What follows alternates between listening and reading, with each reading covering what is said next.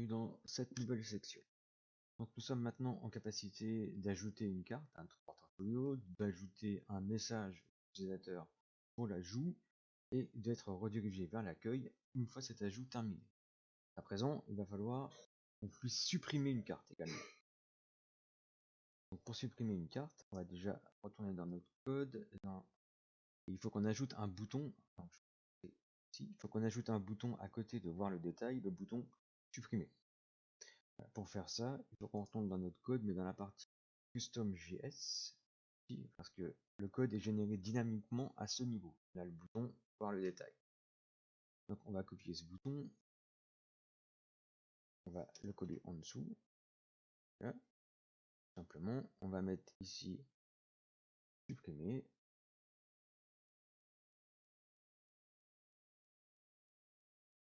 Là. On va mettre un danger pour que le bouton soit en rouge. Aussi. Et dans la partie href, on va déplacer cette fois vers serveur delete.php. Et on va passer un paramètre, qui va être l'id. Donc l'id de l'image qu'on va supprimer. Et ce paramètre, qu'est-ce qu'on va y mettre? Du PHP.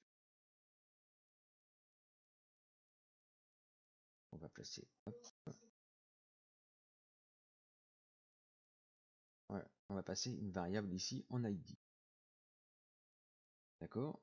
Donc petite explication pour ce bouton, pour ajouter une carte, on a utilisé la méthode post qui nous permet de transmettre des données de formulaire de manière masquée.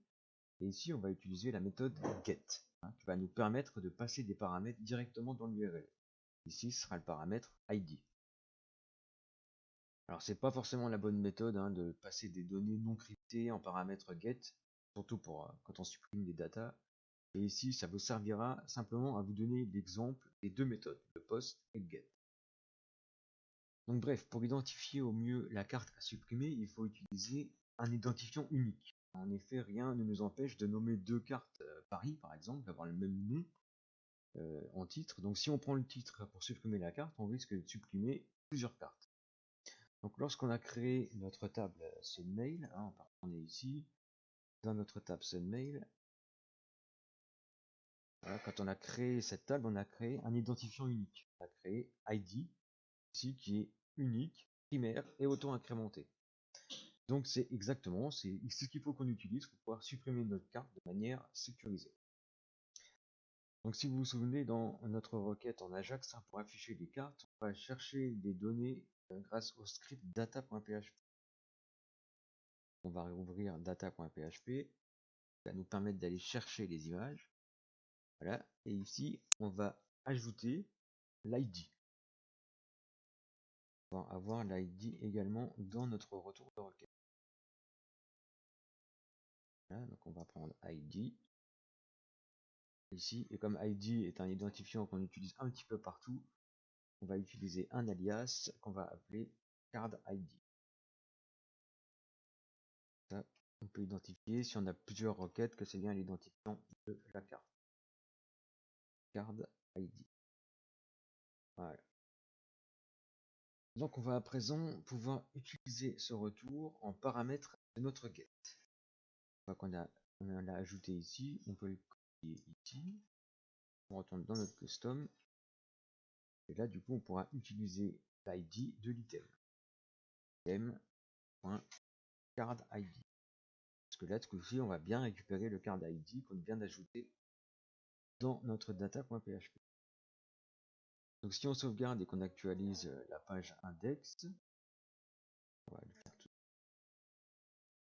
On a bien tout enregistré, c'est bon, ici on actualise. Donc ici on a bien notre bouton supprimer qui est apparu, si on clique dessus, donc on a une message not found, parce qu'on n'a pas encore créé la page .php. En revanche, on voit bien qu'en ID, on a passé l'ID numéro 3 de la carte. Si on va en tester une autre, voilà, supprimer, on passe bien l'ID numéro 6, donc on passe bien un identifiant unique. Donc ça, c'est ce qui est passé, c'est ce qu'on appelle le get. C'est passé en paramètre get. Donc comme vous l'aurez compris, il ne nous reste plus qu'à coder la page delete.php pour supprimer la carte dont l'ID est envoyé en paramètre. Donc dans le dossier serveur, on va créer une page delete.php. Voilà. Et qu'est-ce qu'on va faire dans cette page delete.php? Déjà, on va déclarer que c'est bien du PHP.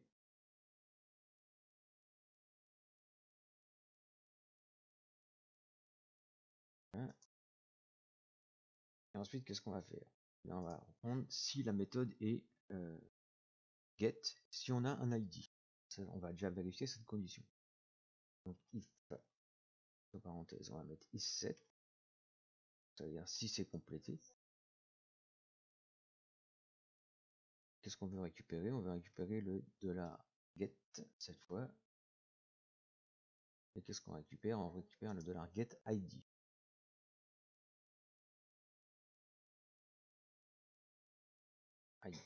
C'est ce qu'on avait avant le ID égale 3, ID égale 6, etc. Donc on récupère le ID.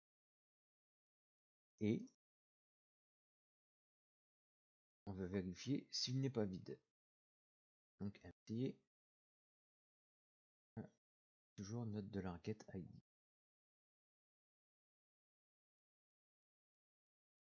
Ça c'est la première condition. On a vérifié qu'on a bien un paramètre ID et qu'il n'est pas vide.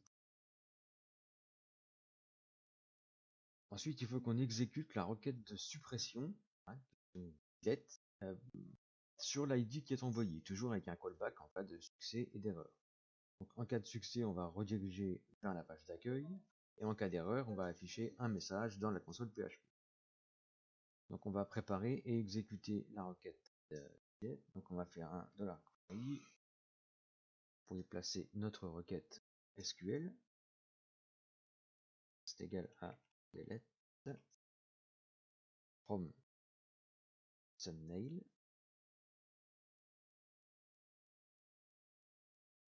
Thumbnail, c'est notre table MySQL where ID égale, et là on ne sait pas encore ce qu'on va passer comme paramètre puisqu'on va préparer la requête. Voilà, toujours pareil, si vous ne voulez pas vous tromper dans votre requête, je vous invite à aller directement dans votre phpMyAdmin et à créer la requête ici, donc dans SQL. C'est assez bien fait, vous avez également la méthode delete qui apparaît ici. Donc delete from some mail where, voilà. Vous pouvez prendre cette partie-là si vous voulez être sûr de ne pas faire d'erreur. Voilà, on va retourner ici. Voilà.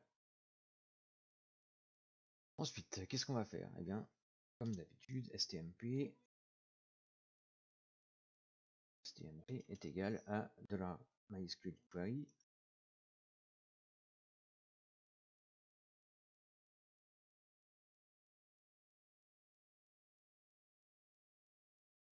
faire un prépare. On va préparer la requête qu'on a mis au-dessus.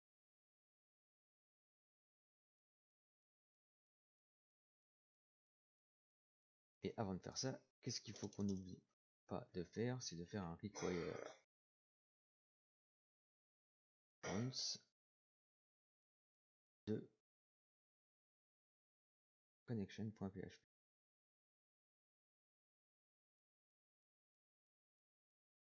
Voilà, donc là maintenant on peut utiliser MySQL puisqu'on est bien connecté à la base de données. Une fois qu'on a préparé, on va faire un bind param.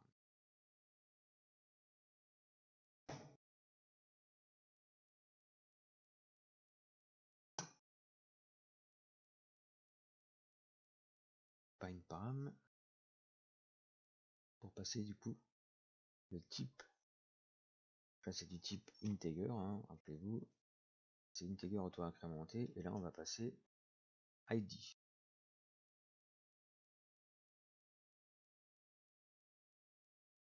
ID qui sera égal à $get ID, on va le déclarer rond, ce sera plus simple. ID égale $get ID. Et comme ça, on passe en paramètre le ID.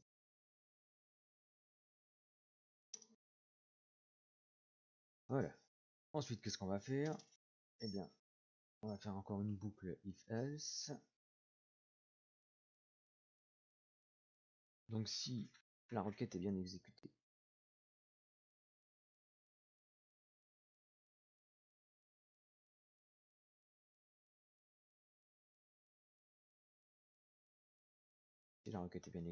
et sinon. Donc on va toujours traiter l'erreur en premier, c'est la plus simple. On va faire O. Donc on va essayer de supprimer la dernière carte. Et voilà, on est bien redirigé vers l'accueil et la carte est supprimée. On va aller vérifier dans MySQL. Voilà. La ligne a bien été supprimée sans aucun problème. Si on retourne ici au niveau de notre code, on actualise et on voit que l'image est toujours présente. Donc ça, on va traiter dans la prochaine partie la suppression de l'image de notre serveur.